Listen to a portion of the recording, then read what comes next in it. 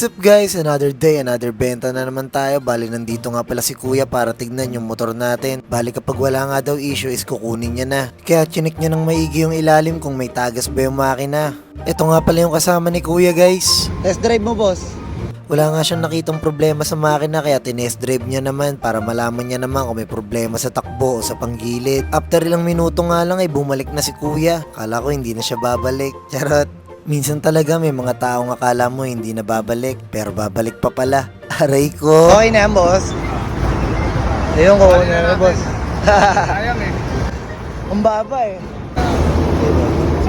Kaya dito na nga rin pala kami nagbilangan at nagbayaran sa labas. Sabi ko sa kanila wag silang matakot kasi mababait tong mga taga sa amin dito sa Road 10. Done deal na nga pala guys. Sana balang araw sila hype naman yung mga kamayan ko. Tapos habang mag-aabot ka ng previous na top box, naka Rolex ka na, 'di ba? Aray ko.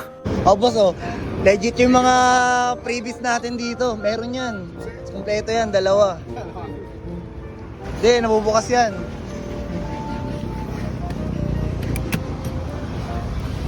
Ayan, boss, yung base plate, oh.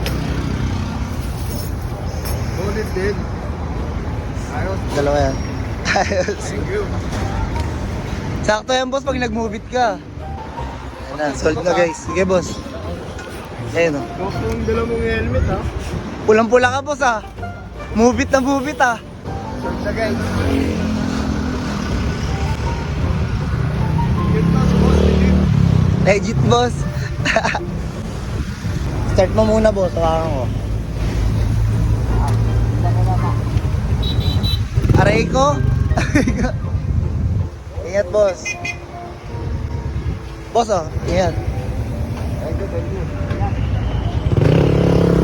So paano ba yan guys? Hanggang dito na lang muna. Abang-abang na lang kayo guys sa bagong unit na madadampot natin.